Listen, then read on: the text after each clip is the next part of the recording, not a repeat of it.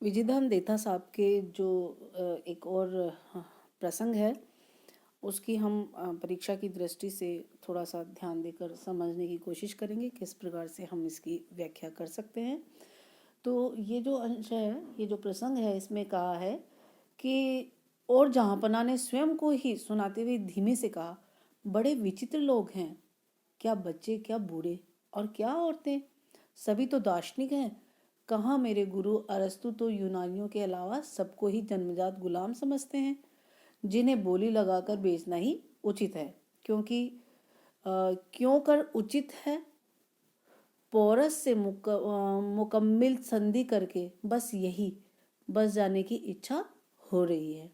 अब इसमें क्या है कि ये हमारा जो अंश लिया है, ये प्रसंग लिया है, ये लिया है हमने सिकंदर कोआ से। सबसे पहले तो अपने प्रसंग लिखना है, उसमें हमें बताना है कि प्रस्तुत अवतरण सिकंदर और कोआ कहानी से उद्धृत है। विजयदान देथा द्वारा रचित इस कहानी में भारतीय जनमानस में विद्यमान कर्तव्य परायणता और स्वाभिमान की अभिव्यक्ति हुई है। विश्व विजेता सिकंदर के रोग का उपचार करने आए वैद्य जी ने निडरता से, रोगी कहते हैं, स्वेच्छा से आते हैं और औषधि लेने चले जाते हैं। यह सब देखकर सिकंदर को आश्चर्य होता है और वह अपनी वह आत्मकथन करता है, मन में वो विचार करता है।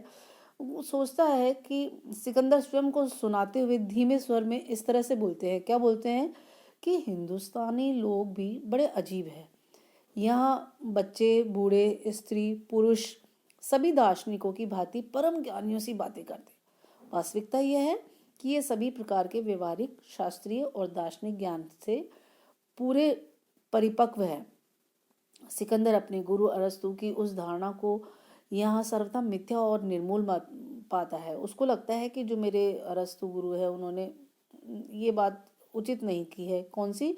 जो उसे बना रखी थी। उसके मन में क्या था? यूनानियों के अलावा दुनिया के सब लोग अज्ञानी और पशु के समान हैं, जिन्हें जन्मजात गुलाम समझना चाहिए और बोली लगाकर उन्हें बाजार में बेचना ही उचित है।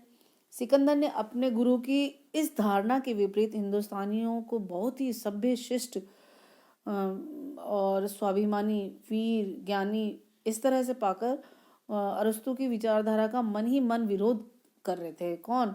सिकंदर। और झुंझलाहट के साथ अपनी भावाभिव्यक्ति करते हुए कहते हैं कि यूनानियों के अतिरिक्त अन्य लोगों को गुलाम समझना कैसे उचित है। मन में विचार कर रहे हैं सिकंदर इस तरह की बात का। और भारत के लोगों के संपर्क में आकर सिकंदर ने महसूस किया कि एक से बढ़कर एक देशभक्त, कर्तव्यनिष्ठ और वीर योद्धा है यहाँ, और उसके गुरु के समान अनेक ज्ञानी और विद्वान इस हिंदुस्तान की धरती पर भरे पड़े हैं। सिकंदर देखता है कि ये हिंदुस्तानी वैद्य जी मेरी बर्बर महत्वाकांक्षाओं को जानते हुए भी मेरे द्वार, यानी जो वहाँ पर पंजाब में जहाँ पर सिकंदर जाकर रहने लगे थे, वहाँ पे, कि मेरे द्वार पंजाब में किए गए भीषण नरसंहार से सुपरिचित होकर, सारी बातों को भली भांति जान करके भी, कि मैंने पंजाब में क्या किया, इतना समझ करके भी मेरा इलाज करने के लिए खुद ही चले आए। उसने वैद्य जी से पूछा कि ये बात कुछ समझ नहीं आई। वैद्य ने सम्राट की आंखों में गहराई से झांकते हुए उत्तर दिया कि इसमें समझने लायक कुछ भेद है ही नहीं। देश के प्रति मेरी निष्ठा और रोगी के प्रति मेरा कर्तव्य, ये दो अलग अलग बातें हैं। दोनों की बात मिलाकर देखते ही झमेला होता है, साथ नहीं देख सकते। ये दोनों अपने अपने दो अलग तरह के कर्तव्य हैं। भारतीय लोगों के इस प्रकार के व्यवहार और उनकी उच्च विचारधारा को देखकर अच्छे से समझकर सिकंदर, जो कि विश्व विजेता सम्राट था और अपना मानस बनाता है कि मैं राजा पोरस से उचित संधि करके यहीं हिंदुस्तान में बस जाना चाहता हूँ, और ऐसे प्यारे लोग, पवित्र भूमि उसे दुनिया में कहाँ मिलेगी। और जो मेरे गुरु अरस्तु इनके बारे में कहा करते थे, जिनकी वजह से मैंने अपने मन में जो इन हिंदुस्तानियों के लिए मैंने जो अपनी घृणा वाली भाव मैंने बनाया था, वो मेरा भरम जो था, वो मेरी जो मन में शंका थी, वो सब आज खत्म हो गई है, टूट गया मेरा भरम।